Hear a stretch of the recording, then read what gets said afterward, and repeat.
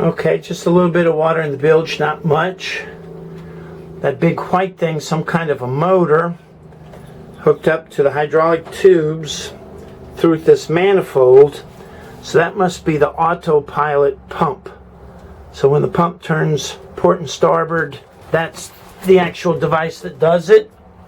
You can see these hoses here are chewed up. Not chewed up, but dying from dry rot. And we've got the starboard rudder there, the port rudder here. The rams don't appear to be leaking, which is a good thing.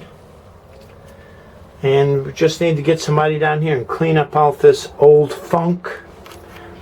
That's the trim tab motor right there, the electro-hydraulic trim tab motor. And the decking with the wood 2x4s look okay. This doesn't look so good.